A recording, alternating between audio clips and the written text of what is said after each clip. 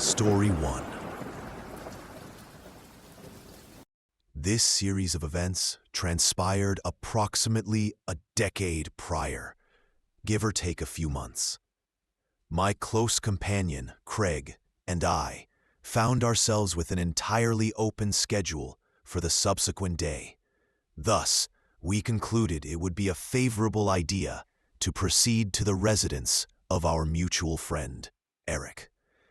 He had recently commenced a new romantic relationship, and our collective intention for the evening was to engage in relaxation, perhaps consume a modest quantity of alcoholic beverages, socialize, and simply de-stress.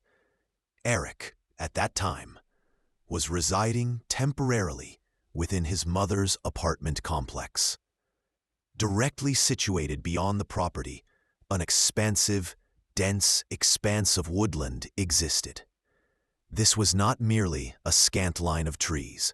Rather, it constituted a genuine, substantial forest area that conveyed the impression of extending for innumerable miles. The locale was upstate New York, and the autumnal atmospheric conditions were perfectly ideal. The air was cool and crisp.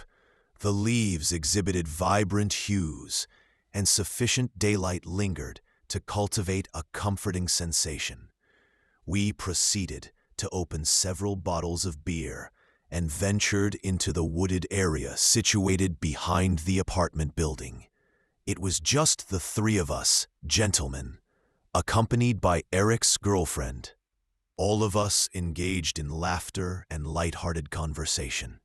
In due course, our supply of beers became depleted, prompting a swift excursion to a retail establishment to procure additional beverages, after which we promptly returned.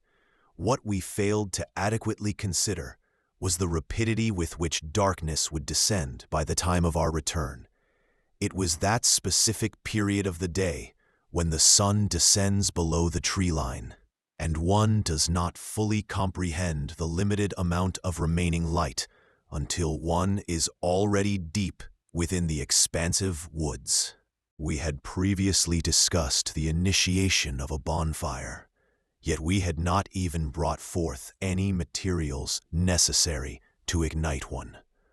We discovered ourselves positioned within an open expanse, akin to a diminutive clearing, from which several narrow pathways diverged in distinct directions.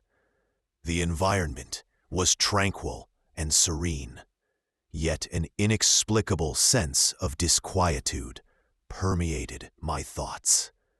As we remained standing there, exchanging jests, I perceived a fleeting glimpse of something, or perhaps someone, positioned just beyond the periphery of the trees.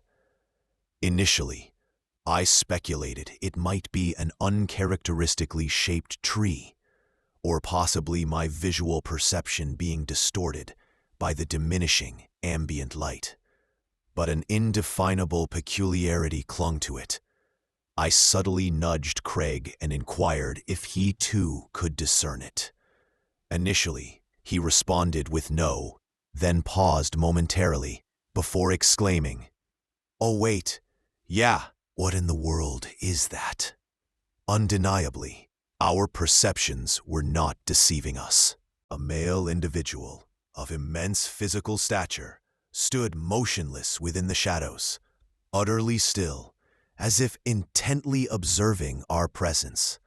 He was not positioned with sufficient proximity to allow for the discernment of his facial features. Yet he was close enough to ascertain that he was not merely casually meandering. He was standing there, and his presence felt entirely intentional. I attempted to subtly capture Eric's attention, hoping to avoid alerting this individual to the fact that we had become aware of his presence.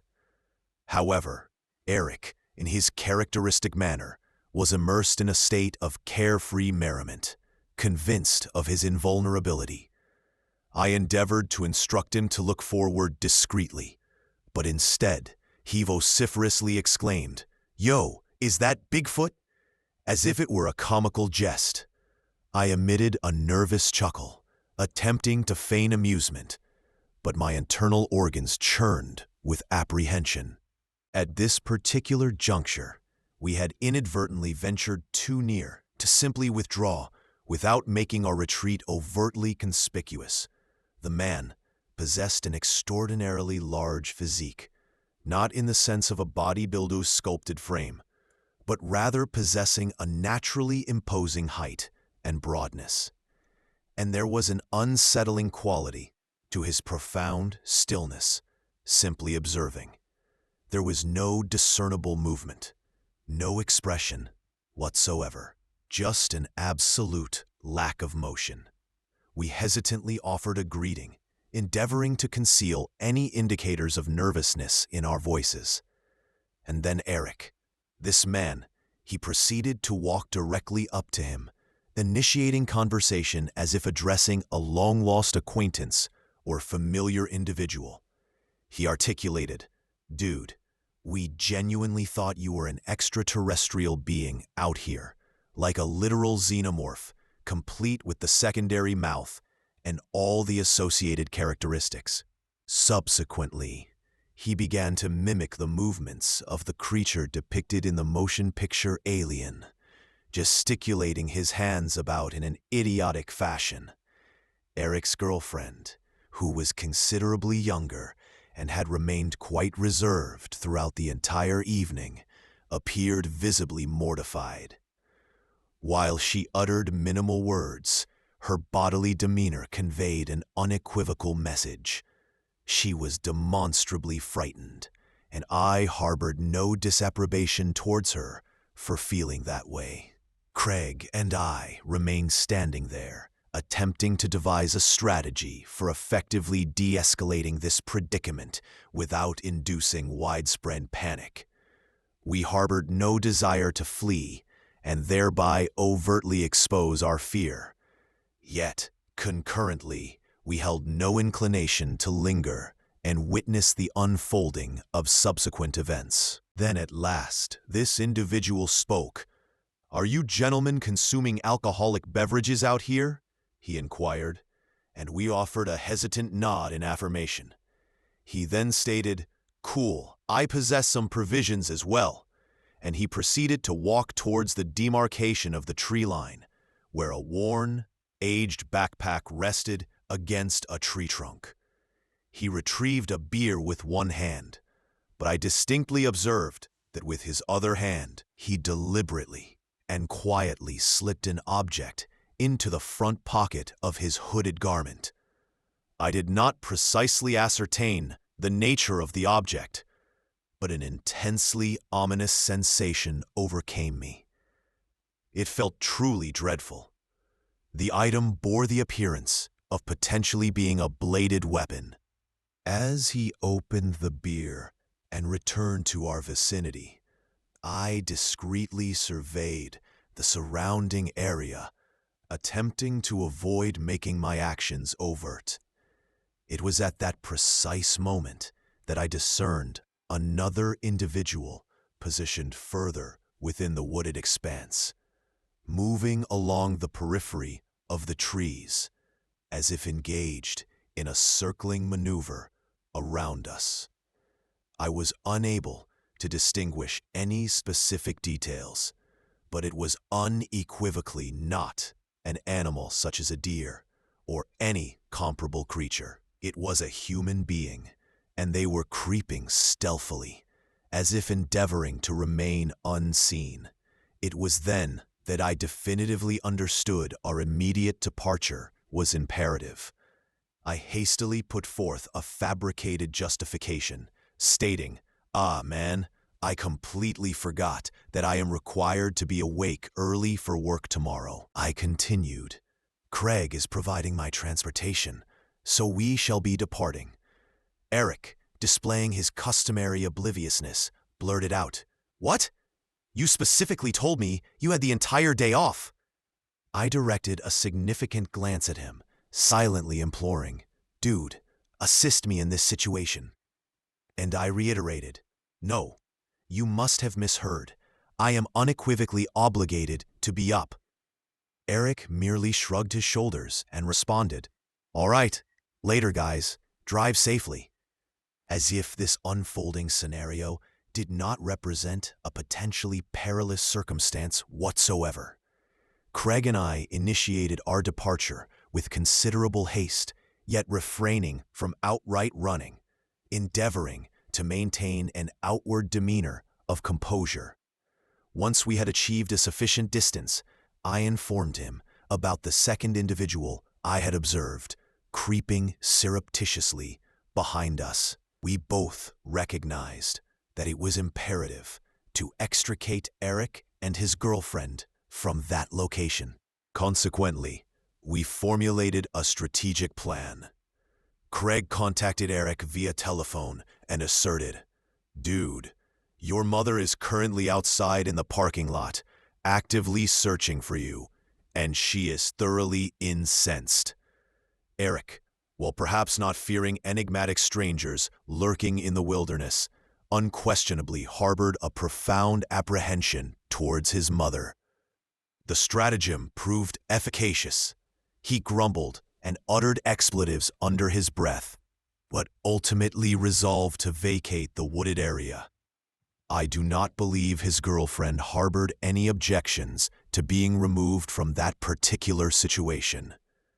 To this very day, I possess no comprehension of the specific circumstances into which we had inadvertently stumbled.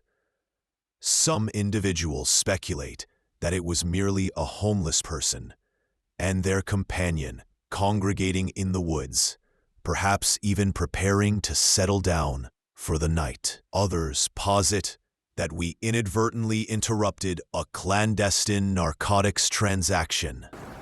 Story 2. This particular incident unfolded approximately 4 or 5 years ago, during a period when I was still residing with my mother on a tranquil, small farm entirely encompassed by dense woodlands. Our dwelling was situated in a secluded rural area, yet not entirely isolated. Other farms were scattered around, though not in immediate proximity. Each neighboring property was perhaps half a kilometer distant, affording us a desirable combination of personal privacy and a sense of security. That precise equilibrium instilled in me a feeling of considerable safety, likely a degree of security that was excessive in hindsight. I habitually engaged in nocturnal strolls, as if it were a perfectly innocuous activity. Occasionally, these walks would occur around 7 or 8 p.m., and there were distinct nights when I would be traversing the back road at 2 in the morning if I found myself unable to achieve sleep. Reflecting upon it now, yes, that behavior was unequivocally ill-advised. I adhered quite stringently to a specific walking loop. The initial segment of this loop was open and extended along the frontal perimeter of the farms, including my own. Therefore, if any untoward incident were to occur, there was a probable chance that someone might observe me, or I would at the very least possess sufficient cellular signal to summon assistance. However, the second stretch, that particular section, traversed a densely wooded area approximately 200 meters in thickness and extended behind all the farms for a distance of approximately 2 kilometers. It was precisely within that portion that the truly unsettling occurrences transpired. On one particular night, I am unable to recall the precise time, but the darkness was absolute, save for the illuminating beam of my flashlight. I was on the verge of reaching the bend in the trail that would lead me out of the forest and back into the open segment when I detected a sound. It was someone. Specifically, it was a flat, devoid of emotion voice, calling out, "Help!" It was neither a resounding shout nor a piercing scream. Rather, it was quiet, almost exhibiting a robotic quality. Merely that single word reiterated incessantly, "Help! Help!" I abruptly removed my headphones, ceased my music, and remained utterly motionless, attempting to ascertain the accuracy of my auditory perception. And indeed, the voice persisted. The tone remained identical, without any alteration or sense of urgency. For some inexplicable reason, my initial cognitive response was, "Oh no, someone is in distress." It was as if I were a small child endeavoring to rescue the day. I was perhaps 16 or 17 years of age, yet that naive impulse manifested itself prior to any other consideration. Thankfully, my intellect subsequently intervened and essentially shrieked, "Absolutely not." This is precisely how individuals disappear and become subjects of true crime podcasts. Therefore, I commenced a gradual retreat. Now, this is where the situation deteriorated further. My feline companion had accompanied me on the stroll, as she customarily did. However, instead of withdrawing alongside me, she was stealthily advancing towards the source of the sound, her ears flattened, her body low to the ground, emitting soft hisses. I was quietly whispering her name, attempting to entice her to return without generating excessive noise. But she remained entirely unmoving. I harbored no desire to abandon her, yet concurrently, I had no inclination to remain stationary, engaging in a tug-of-war with a cat while a potentially dangerous individual lurked within the darkness. Eventually, I simply dashed forward, scooped her into my arms, pivoted swiftly, and sprinted back in the direction from which I had originated, executing a full-on dash. And yes, I subsequently acknowledged that exposing my back to whoever was present out there might not have constituted the most judicious course of action. But I was engulfed in a state of sheer panic. Every stereotypical scene from a horror film was playing vividly within my mind. It felt as though, at any given second, I would perceive a hand grasping my shoulder. I did not discern any footsteps trailing behind me or any comparable sounds. But that was of no consequence. I did not cease my running until I had reached the interior of my residence. The door was securely locked, and the cat remained clutched tightly in my arms. However, despite being utterly terrified, I was unable to dislodge that voice from my thoughts. What if someone genuinely required assistance, and I had simply fled like a coward? Therefore, I recounted the entire incident to my mother, and somehow persuaded her to drive me back out to that specific location, a decision which, in retrospect, was somewhat outlandish. We remained inside the vehicle and called out, hoping for a response from someone, but only profound silence ensued.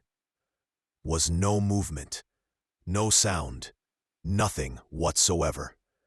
We did not exit the car, thankfully. After a few minutes of an unsettling quiet, we drove homeward. The following morning, however, I remained unable to dislodge the lingering sensation. Consequently, I requested that she drive me out to that location once more. And on this occasion, we actually perambulated for a short duration, confining ourselves solely to the immediate vicinity. I harbored an dreadful premonition that perhaps we would discover a deceased body or something of that nature. I recognize that sounds rather extreme, but the voice had simply been so disconcerting. It conveyed the impression of an individual in a state of shock, or completely detached from the reality of their unfolding circumstances. But we discovered nothing. There were no indications whatsoever that anyone had even been present in that area. And to this very day, I still possess no understanding of what I heard that night. There is no face to associate with the voice.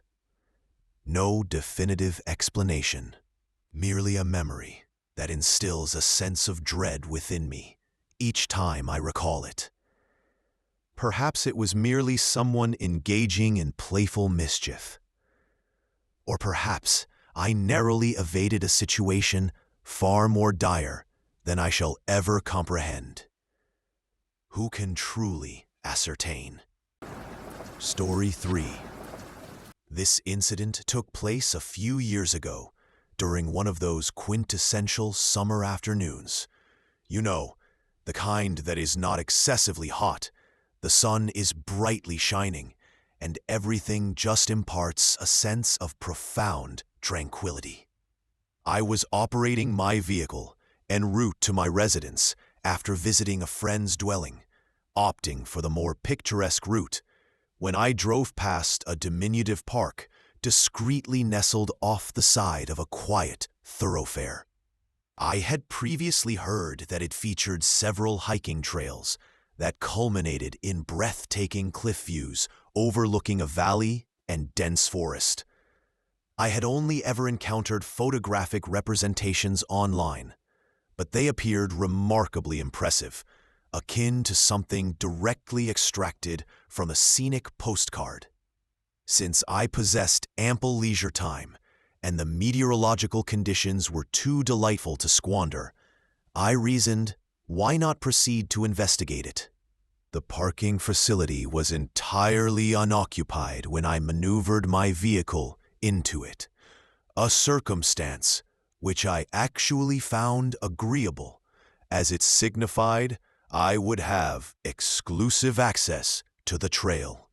I parked, examined the map positioned near the entrance, and approximately midway through my hike, I ascended a small hill that descended into an expansive clearing. As I attained the summit, I observed an elderly gentleman seated alone upon some rocks at the base of the incline. He presented the appearance of someone's endearing grandfather, possessing white hair and a benign facial expression, merely seated there, gazing out into the surrounding trees. Upon my closer approach, he offered a smile and inquired, "Where are you heading?" I informed him that I was simply attempting to locate the cliffs about which everyone spoke so highly. Initially, he appeared amicable, but his facial expression altered with considerable swiftness. "You should exercise caution," he uttered, maintaining his smile, but in a manner that felt distinctly unsettling. I speculated that perhaps he was simply acting as a concerned adult.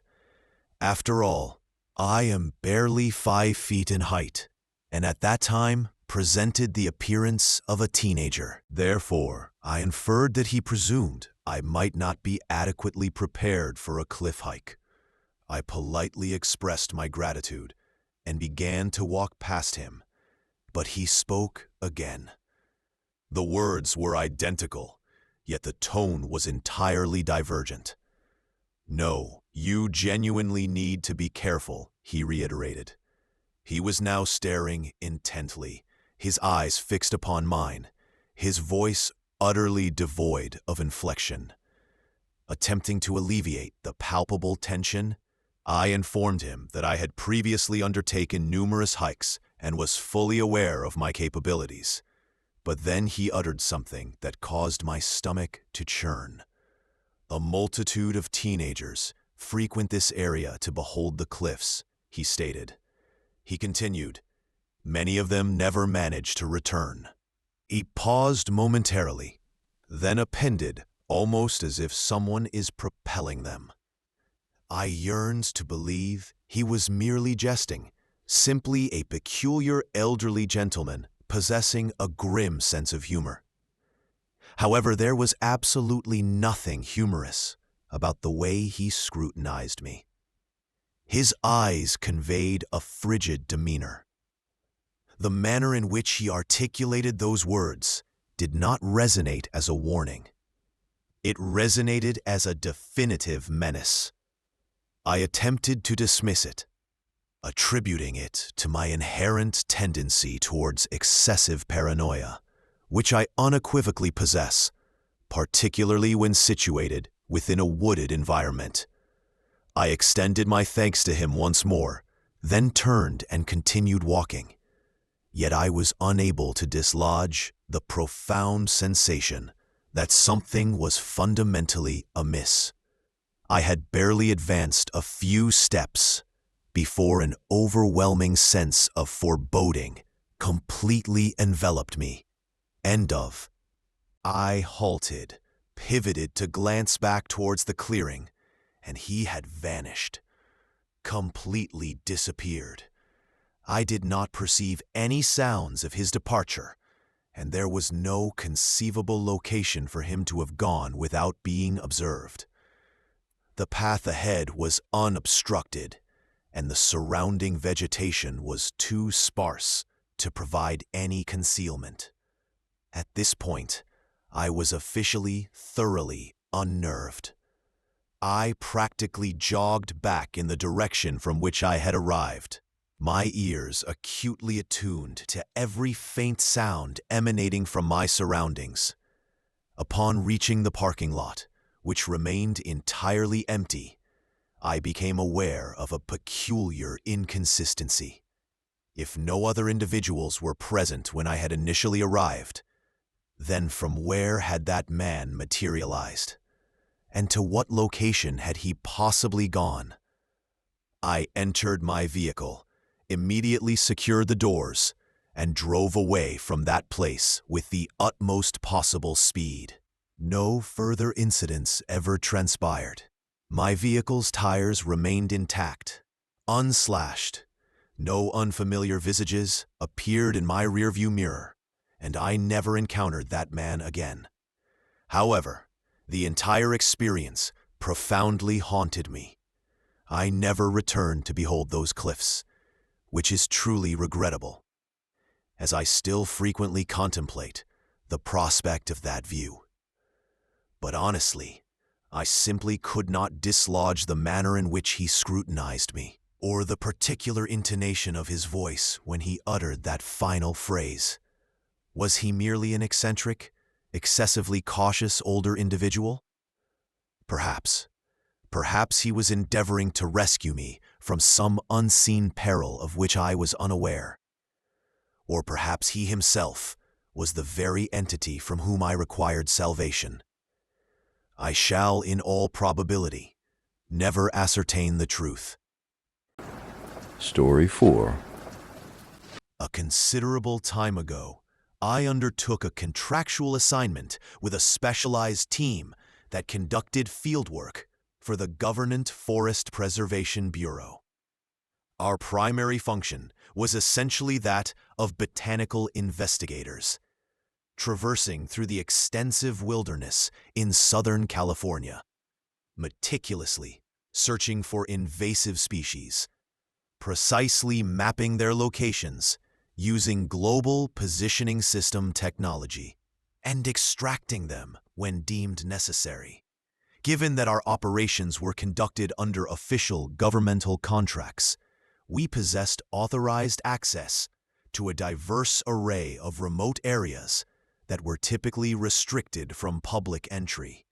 And I assure you, the deeper one penetrates into those particular wooded regions, the more peculiar and unsettling the phenomena one invariably stumbles upon. Now, I possess more than a few unsettling narratives stemming from those expeditions. But there exists one particular experience that has indelibly remained within my memory. When I initially commenced my employment, we routinely passed by a dilapidated day-use area on a daily basis. It presented an appearance as if directly extracted from a horror film, being overgrown, neglected, and replete with assorted, discarded objects. The access road leading into it had been deliberately obstructed by a substantial metal gate. Yet individuals persistently drove over the curb and entered, treating it as if it were of no consequence. Some individuals were accompanied by their canine companions, others engaged in photography, but a distinct few simply parked their vehicles, transported items into the woods, and did not reappear during our operational hours.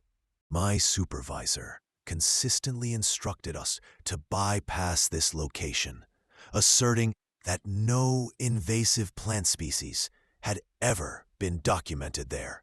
Consequently, we largely refrained from engaging with it for a considerable period. After several months of conducting work elsewhere, we received a directive to return to that identical stretch of forest. One day, we were assigned the task of surveying a lengthy, narrow canyon road extending for a total distance of approximately 7 miles. The aforementioned old day-use area happened to be situated directly adjacent to that road. I volunteered to cover that side of the road, accompanied by 2 colleagues, and we collectively surmised, hey, perhaps we will finally investigate that suspicious location. We possessed our standard issue equipment: hose, saws, pilaskis, and I personally carried a kukri knife secured to my belt purely as a precautionary measure.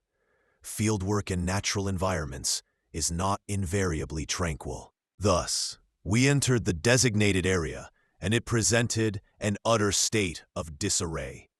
Abandoned household appliances, fragments of shattered glass, and various metal shelving units that appeared to have remained there for a multitude of years were strewn about. However, the most perplexing feature consisted of perfectly square apertures, meticulously cut into the concrete, several feet in width and quite deep. We had no conception of their intended purpose. Subsequently, we encountered a substantial mound of earth covered with stones, and adjacent to it lay several stained rags. Half of a skateboard protruded from the apex of the mound, and a wooden cross was situated nearby. The skateboard bore some illegible inscription, perhaps diamond or a personal name, but the engraved dates were too faded to decipher. One of my colleagues conjectured it was merely a pet's burial site, but I found myself unable to disregard the appearance of the bloodied rags. Nevertheless, we dismissed it and continued our progress. We were meticulously logging plant data when we discovered a concealed recess of the area that unexpectedly opened into an entirely distinct canyon. A satellite mapping system confirmed it was a legitimate canyon we had not previously explored, so we duly noted its existence. There was also a diminutive structure nearby, approximately equivalent in size to half of a standard shipping container. The door was ajar. I gently pushed it further open with my hoe. The interior was utterly devoid of light. My coworker utilized his mobile phone's illumination to examine the interior, and immediately we observed adult magazines scattered ubiquitously. Alongside them were children's garments and various bedding materials. I did not even pause to process the implications. I simply turned and commenced walking directly back towards the road. As I approached the clearing, I discerned a pickup truck that had unequivocally not been present when we had initially entered. It had evidently driven around the obstructing gate and parked considerable distance away in a secluded corner. I could not perceive anyone inside the vehicle or in its immediate vicinity.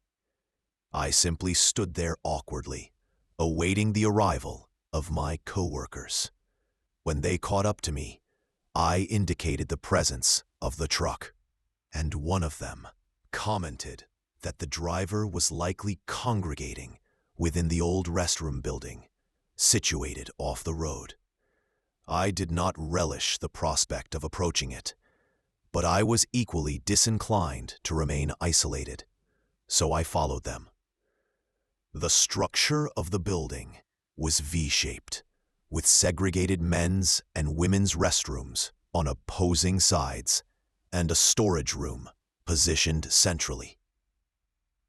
My companions entered the men's section, which already bore the appearance of having been forcibly entered at some prior point.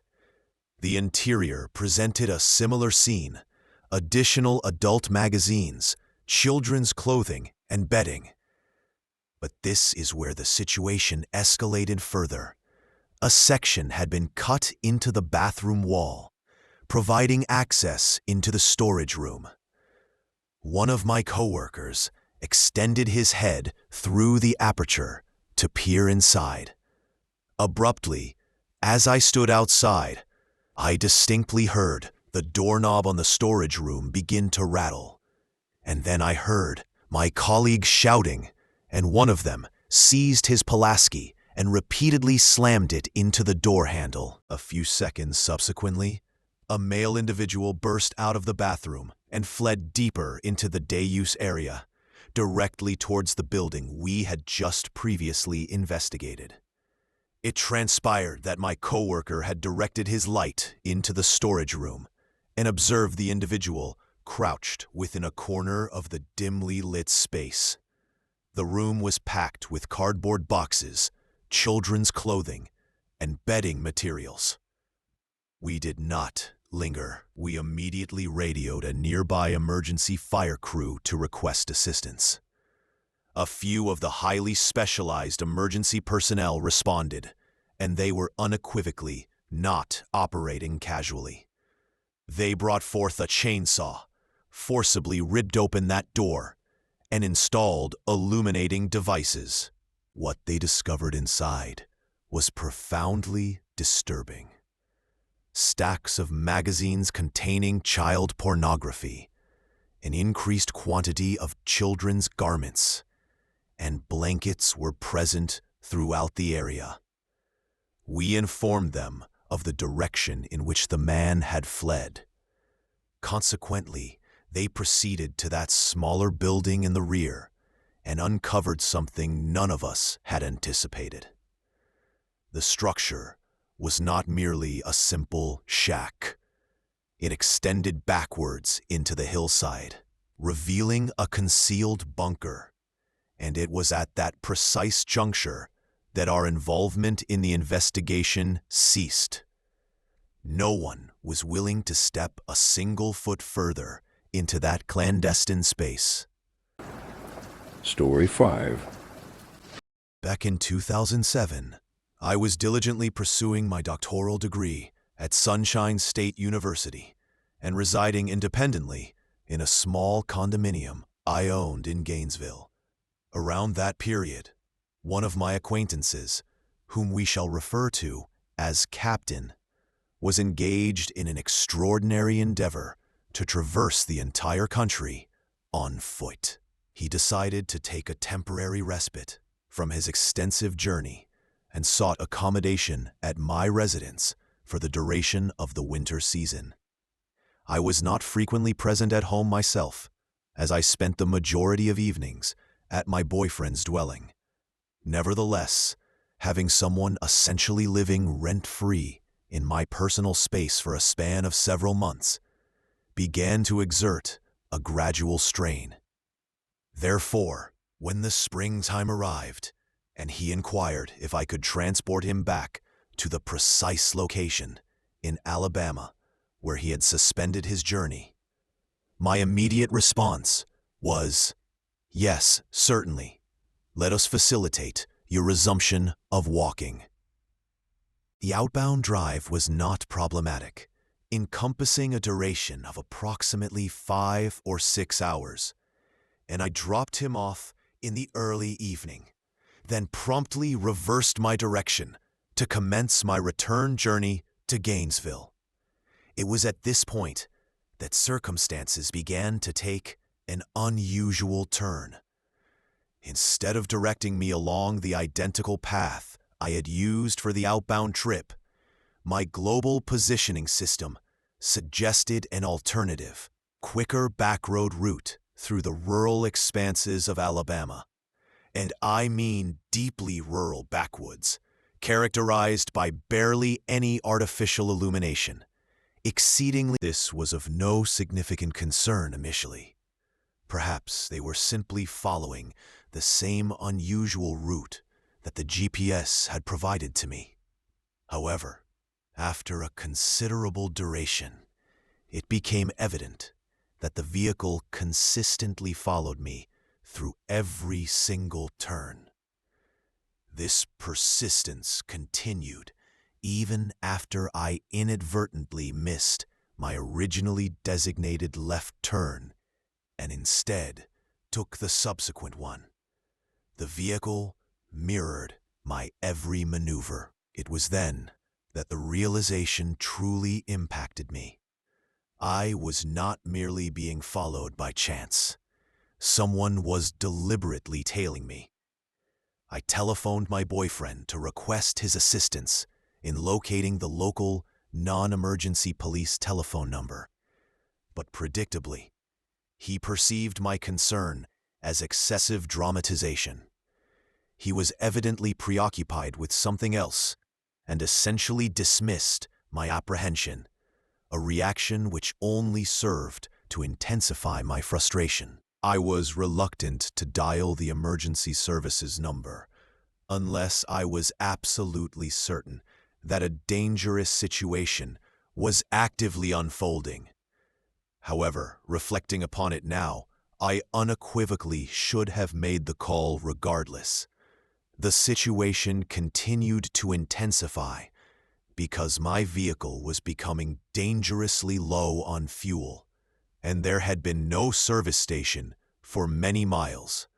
Thus, not only was I being pursued, but I was also going to be compelled to stop my automobile in a completely isolated location. The most distressing aspect was my inability to even discern the appearance of the driver.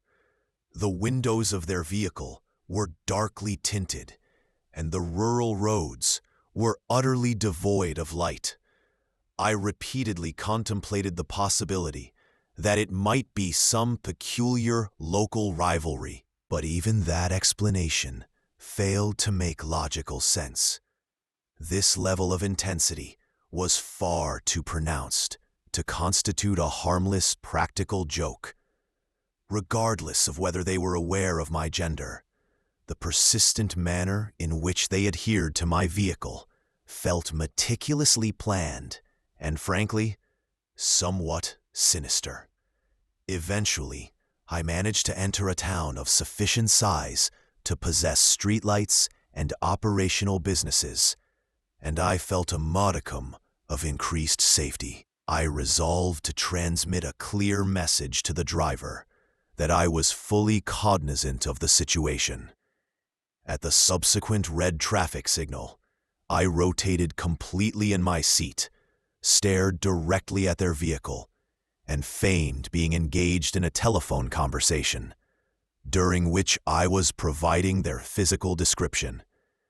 I maintained direct eye contact for the entire duration that the light remained red, harboring the expectation that this action would intimidate them.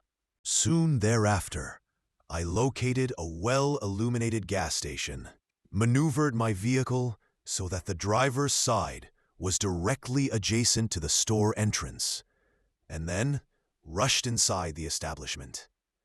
I informed the cashier that an individual had been following me for a period exceeding 1 hour. He emerged from behind the counter, looked out the window, and stated that there was no one present outside. I was absolutely convinced that the vehicle had been directly behind me, but I surmised that witnessing me abruptly enter the store prompted them to abandon the scene. Regardless, the experience was profoundly chilling. The individual adhered to my vehicle for a distance of nearly 100 miles. That is not a random occurrence. That constitutes stalking. I never ascertained the identity of the individual or their intentions, but the entire episode left me in a state of heightened anxiety for a period of weeks. After fully replenishing my fuel tank, the cashier directed me back to the main freeway, and the remainder of my journey was thankfully uneventful. But I will inform you unequivocally, I was still trembling by the time I arrived home, and was thoroughly incensed that my boyfriend had not treated the situation with the seriousness it warranted. Story 6. This incident occurred not long ago. I am employed in the field of childcare, and one of the children entrusted to my supervision had recently developed a rather profound fascination with hiking. He consistently spoke about caves, trails, and all related subjects. Consequently, one day I decided it would be appropriate to take him to a particularly enjoyable trail I had previously visited within Salt Fork State Park. There is a specific location there known as Hossack's Cave, which is not truly a conventional cave. It is more accurately described as a substantial rock overhang with a delicate waterfall gently trickling downwards. It is exceptionally picturesque and widely open. The pathway leading to it is only about half a mile in length, and it was formerly quite frequently traversed, which is precisely why I selected it. It was short and inherently safe. Now, here is the crucial point. A series of summer storms had recently impacted the region, and I did not fully comprehend the extent of the damage they had inflicted upon the trail until our arrival. What had once been a pleasantly wide path was now more akin to a slender ledge, barely a foot in width in certain sections, accompanied by a considerable 6-foot drop into a rocky creek bed below.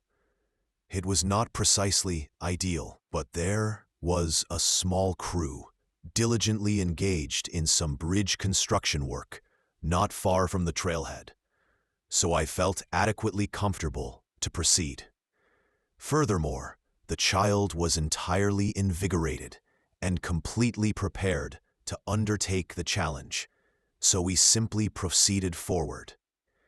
We successfully traversed the entire distance to a viewing platform situated near the cave, but it had been cordoned off with ropes and several signs indicating its closure, likely due to the pervasive fallen trees. Nevertheless, we had already reached that point, and the cave itself was only a slightly further distance, so we meticulously navigated around the obstruction and descended through some exposed tree roots. We ended up lingering at the cave for a considerable duration, primarily because it was somewhat intricate to access, and the child was experiencing the utmost enjoyment. He discovered a diminutive puddle teeming with larval salamanders, and was utterly engrossed by them. I honestly had not witnessed him exhibit such profound happiness in an extended period. Consequently, I permitted him to engage in play and capture them for nearly an hour. Now, while we were positioned at that location, I did discern a few peculiar observations. There was an aged candle resting upon a rock that bore a heart carving. It definitively possessed a distinct ambiance, but I presumed it was left by some romantic couple attempting to enhance the atmosphere. Higher up, near the edge, we observed 2 additional candles and several stacks of rocks that appeared to have been deliberately arranged. I began to experience a slight sensation of unease at that juncture, but I refrained from vocalizing anything. I simply maintained a vigilant lookout, you understand. Eventually, we resolved to commence our return journey, and this is where circumstances became truly bizarre. When we reascended to that identical platform area, recall the one with the tree roots? We both distinctly noticed a soaked washcloth precisely suspended there, directly in the middle of the pathway. That object was unequivocally not present before. I am absolutely certain of that fact. The child also observed it, but he did not comprehend the inherent strangeness of its presence. I, on the other hand, felt a sickening, twisting sensation in my stomach. In that precise moment, 2 facts became immediately evident. Firstly, another individual was present out there, observing us. Secondly, whoever it was, they had managed to approach sufficiently close to place that washcloth without ever being perceived. That trail was narrow, offering no discernible means to double back or to loop around. There was no accessible place to flee if something untoward were to occur. But once we reached the automobile, I immediately secured the door locks, and precisely as we were departing the park, I observed a male individual step out from the forested area, not far from the roadway. He presented an appearance suggesting he had not bathed in several weeks, likely in his mid-30s, and he simply stared at me with profound, soul-piercing eye contact. His facial expression was entirely devoid of emotion, just following me with his head and eyes as we drove past. It was at that moment that I definitively knew this individual intended for me to see him, as if he were confirming every apprehension I had already harbored. That stare haunted me for an extended period. I was unable to dislodge it from my thoughts. A part of me attempted to rationalize the situation. Perhaps he was merely camping and did not wish to startle us. Perhaps we had simply caught him off guard. But the truth is, he had ample opportunity to execute whatever intentions he harbored while we were engrossed in catching salamanders. And the undeniable fact that he deliberately left that washcloth behind after approaching sufficiently close to place it, that felt unequivocally intentional, as if he desired me to comprehend that we were not alone. The child remained completely unaware that anything unusual had transpired. To this very day, he continues to recount that hike as if it were the most exceptional day of his existence. Meanwhile, I was barely managing to maintain my composure throughout the entire experience. Honestly, it was one of the most profoundly disturbing experiences I have ever undergone.